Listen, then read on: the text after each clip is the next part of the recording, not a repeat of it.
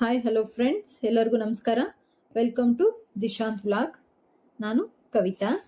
ಇವತ್ತು ನಾನು ಸೌತೆ ಬೀಜದ ಪಾಯಸ ಮಾಡಿ ತೋರಿಸ್ಬೇಕು ಅಂತ ಇದ್ದೀನಿ. ಸೌತೆ ಬೀಜ ಅಂದರೆ ಎಲ್ರಿಗೂ ಗೊತ್ತಿರಲ್ಲ ಅಂದ್ಕೊಂಡಿದ್ದೀನಿ. ನಾರ್ತ್ ಕರ್ನಾಟಕ ಸೈಡ್ ನಾವು ಮಾಡ್ತೀವಿ.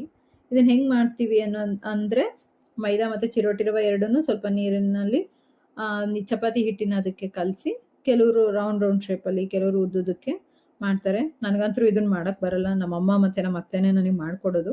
ಅವರು ಮಾಡಿಕೊಟ್ಟು ಹೋಗಿದ್ರು. ಇದರಿಂದ ನಾವು ಉಪ್ಪಿಟ್ಟು ಮತ್ತು ಪಾಯಸ ಮಾಡ್ತೀವಿ.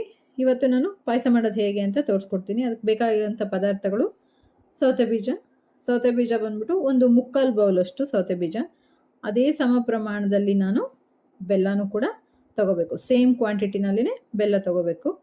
ಸ್ವಲ್ಪ ನಮಗೆ ಫ್ಲೇವರಿಗೋಸ್ಕರ ಒಂದು ಏಲಕ್ಕಿ ಮತ್ತು 2 ಲವಂಗ, ಗಾರ್ನಿಷ್ಗೋಸ್ಕರ ಕ್ಯಾಶು ಮತ್ತು ದ್ರಾಕ್ಷಿ ತಗೋಬೇಕು. ಮತ್ತು ಒಂದು ಅರ್ಧ ಟೇಬಲ್ ಸ್ಪೂನಷ್ಟು ಗಸಗಸೆ ಮತ್ತು 2ರಿಂದ 3 ಟೇಬಲ್ ಸ್ಪೂನಷ್ಟು ಒಣ ಕೊಬ್ಬರಿನ ತುರಿದು ಇಟ್ಕೊಂಡಿದ್ದೀನಿ.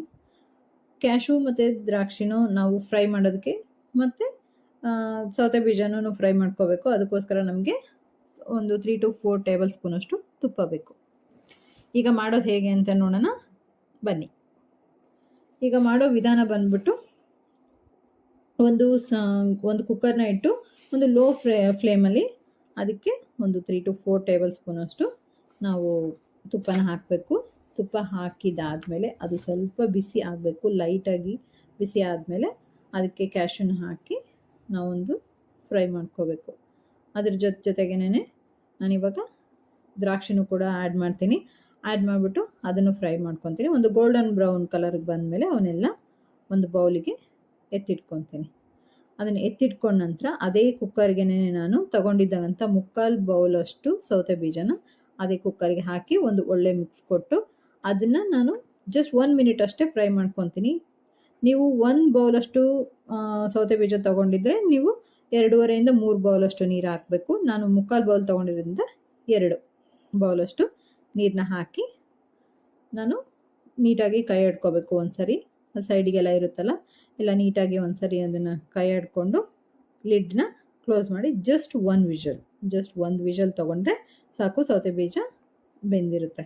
ಆ ಒಂದು ವಿಷಲ್ ಆಗಿದೆ. ಈಗ ಅದು ಕುಕ್ಕರ್ನ ಸೈಡಿಗೆ ಎತ್ತಿಟ್ಬಿಟ್ಟು ಒಂದು ಪ್ಯಾನ್ನ ತೊಗೊಳೋಣ. ಒಂದು ಪ್ಯಾನಿಗೆ ಏನಕ್ಕಪ್ಪ ಅಂದರೆ ಬೆಲ್ಲ ತೊಗೊಂಡಿದ್ವಲ್ಲ ನಾವು ಮುಕ್ಕಾಲು ಬೌಲಷ್ಟು ಬೆಲ್ಲ, ಅದನ್ನು ಕರಗಿಸ್ಕೋಬೇಕು. ಏನಕ್ಕೆ ಕರಗಿಸ್ಕೋಬೇಕಂದ್ರೆ ಅದರಲ್ಲಿ ಏನಾದರೂ ಕಲ್ಮಶ ಇತ್ತು ಅಂದರೆ ಹೋಗಬೇಕು, ಅದನ್ನು ಸ್ಟೇನ್ ಮಾಡ್ಕೊಳೋದ್ರಿಂದ ಹೋಗುತ್ತೆ ಅಂತ ಅದನ್ನು ಕರಗಿಸ್ಕೊಂಡ್ಬಿಟ್ಟೆ ನಾವು ಪಾಯಸಕ್ಕೆ ಹಾಕ್ಕೊಳ್ಳೋಣ.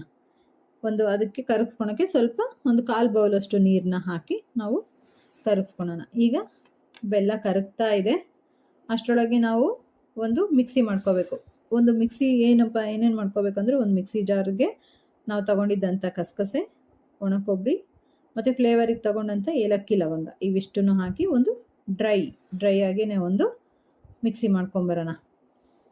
ಡ್ರೈ ಆಗಿನೇ ಒಂದು ಮಿಕ್ಸಿ ಮಾಡ್ಕೊಂಡು ಬಂದ ನಂತರ ನಾವು ಅದಕ್ಕೆ ಸ್ವಲ್ಪ ನೀರನ್ನು ಹಾಕಿಬಿಟ್ಟು ಮಿಕ್ಸಿ ಮಾಡ್ಕೋಬೇಕು. ಏನಕ್ಕಪ್ಪ ಅಂದರೆ ಅದರಲ್ಲಿರೋ ಹಾಲಿನ ಅಂಶ ಅದು ಬಿಡಬೇಕು. ಅದರಲ್ಲಿರೋ ಹಾಲಿನ ಅಂಶ ಬಿಟ್ಟೆ ಅಂದರೆ ಪಾಯಸ ತುಂಬ ಚೆನ್ನಾಗಿ ಒಳ್ಳೆ ಟೇಸ್ಟ್ ಕೊಡುತ್ತೆ ಫ್ರೆಂಡ್ಸ್. ನಿಜವಾಗ್ಲೂ ತುಂಬ ಅಂದರೆ ತುಂಬ ಚೆನ್ನಾಗಿ ಟೇಸ್ಟ್ ಆಗುತ್ತೆ. ಬೇಕಾದರೆ ನೀವು ಯಾವುದಕ್ಕೆ ಆಗಲಿ ಒಣ ಕೊಬ್ಬರಿನ ಸ್ವಲ್ಪ ನೀರು ಹಾಕ್ಬಿಟ್ಟು ರುಬ್ಬಿ ಅದಕ್ಕೆ ಹಾಕಿ ನೋಡಿ, ನಿಮ್ಗೆ ಗೊತ್ತಾಗುತ್ತೆ. ಇವಾಗ ಇಲ್ಲಿ ಬೆಲ್ಲ ಕರಗಿದೆ. ಇದನ್ನು ಒಂದು ಕಡೆಗೆ ತಕ್ಕೊಳ್ಳೋಣ. ಅದೇ ಒಲೆಗೇನೆ ನಾನು ವಿಷಲ್ ಬಂದಂಥ ಇದು ವಿಷಲ್ ಹೋಗಿದೆ. ಇವಾಗ ಇದನ್ನು ತೆಗೆದ್ಬಿಟ್ಟು ಇದಕ್ಕೇನೆ ನಾನು ಕರಗಿಸಿದಂಥ ಬೆಲ್ಲನ ಹಾಕ್ಕೊತೀನಿ. ಡೈರೆಕ್ಟಾಗಿಯೇ ನಾನು ಸ್ಟೈನ್ ಮಾಡ್ಕೊಂಡ್ಬಿಡ್ತೀನಿ. ಸೊ ಹಂಗಾಗಿ ಇದಕ್ಕೆ ಡೈರೆಕ್ಟಾಗಿನೇ ಹಾಕ್ಕೊಂಡು ನಾವು ಇವಾಗ ರುಬ್ಬಿರೋ ಅಂಥ ಕೊಬ್ಬರಿ ಇದನ್ನು ಕೂಡ ಹಾಕ್ಕೊಂಡು ಒಂದೊಳ್ಳೆ ಮಿಕ್ಸ್ ಕೊಡೋಣ. ಅದಕ್ಕೂ ಮುಂಚೆ ನಮಗೆ ಪಾಯಸ ಅಂದರೆ ಸ್ವಲ್ಪ ನೀರಂಗಿರ್ಬೇಕಲ್ವಾ. ನೀರಂಗಿರಬೇಕು ಅಂದರೆ ನಾವೇನು ಮಾಡಬೇಕು, ಅದಕ್ಕೆ ಸ್ವಲ್ಪ ನೀರನ್ನು ಆ್ಯಡ್ ಮಾಡ್ಕೋಬೇಕು. ನಮ್ಮ ಕ್ವಾಂಟಿಟಿ, ನಮಗೆ ಯಾವ ಕನ್ಸಿಸ್ಟೆನ್ಸಿ ಬೇಕೋ ಅದನ್ನು ನೋಡಿಕೊಂಡು ನಾವು ನೀರನ್ನು ಹಾಕ್ಕೋಬೇಕು. ಈಗ ಮಿಕ್ಸಿನೂ ಎಲ್ಲ ಇರೋದನ್ನು ಹಾಕ್ಕೊಂಡಿದ್ದೀನಿ. ಒಂದು ಒಳ್ಳೆ ಮಿಕ್ಸ್ ಕೊಡ್ತಾ ಇದ್ದೀನಿ.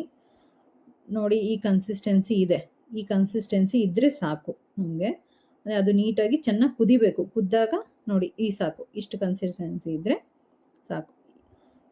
ಇದಾದಮೇಲೆ ನಾವೇನು ಮಾಡಬೇಕು, ನೀವು ಇವಾಗೆ ಊಟ ಮಾಡ್ತೀರಾ ಅನ್ನೋದಾದರೆ ಇಷ್ಟೇ ಕನ್ಸಿಸ್ಟೆನ್ಸಿ ಸಾಕು. ಆಮೇಲೆ ಬೆಲ್ಲನೂ ನೋಡ್ಕೊಳ್ಳಿ, ನಿಮಗೆ ಸ್ವೀಟ್ ಇಷ್ಟೇ ಸಾಕಪ್ಪ ಅಂದರೆ ಇಷ್ಟೇ ಸಾಕು. ಇಲ್ಲ ನಾವು ಸ್ವಲ್ಪ ಜಾಸ್ತಿ ಸ್ವೀಟ್ ತಿಂತೀವಿ ಅನ್ನೋದಾದರೆ ಸ್ವಲ್ಪ ಬೆಲ್ಲನ ಆ್ಯಡ್ ಮಾಡ್ಕೊಳ್ಳಿ.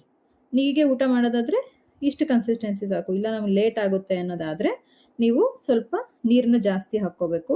ಇಲ್ಲ ಊಟ ಮಾಡೋ ಟೈಮಲ್ಲಿ ನೀವು ಅದಕ್ಕೆ ಸ್ವಲ್ಪ ಹಾಲನ್ನು ಬಿಸಿ ಮಾಡಿಕೊಂಡು ಹಾಕ್ಕೊಂಡು ಊಟ ಮಾಡ್ಬೋದು. ಈಗ ಒಂದು ಸರ್ವಿಂಗ್ ಬೌಲಿಗೆ ಹಾಕ್ತಾಯಿದ್ದೀನಿ. ಹಾಕ್ಬಿಟ್ಟು ಈಗ ಅದಕ್ಕೆಲ್ಲ ಕ್ಯಾಶು ಮತ್ತು ದ್ರಾಕ್ಷಿಯಿಂದ ಗಾರ್ನಿಷ್ ಮಾಡೋಣ. ಗಾರ್ನಿಷ್ ಮಾಡಿಬಿಟ್ಟು ಒಂದು ಒಳ್ಳೆ ಲುಕ್ ಕೊಡ್ತಾ, ಈ ನನ್ನ ವಿಡಿಯೋ ನಿಮಗೆ ಇಷ್ಟ ಆಗಿದೆ ಅಂದ್ಕೊತೀನಿ. ಈ ವಿಡಿಯೋ ನಿಮಗೆ ಇಷ್ಟ ಆಗಿದರೆ ನನಗೆ ಸಬ್ಸ್ಕ್ರೈಬ್ ಮಾಡಿ, ಪಕ್ಕದಲ್ಲೇ ಕಾಣೋ ಬೆಲ್ ಐಕನ್ನ ಪ್ರೆಸ್ ಮಾಡಿ, ಲೈಕ್, ಶೇರ್, ಕಾಮೆಂಟ್ ಮಾಡಿ ನನ್ನ ಸಪೋರ್ಟ್ ಮಾಡಿ. ಎಲ್ಲರೂ ಚೆನ್ನಾಗಿರೋಣ. Take care. Bye bye. Thank you.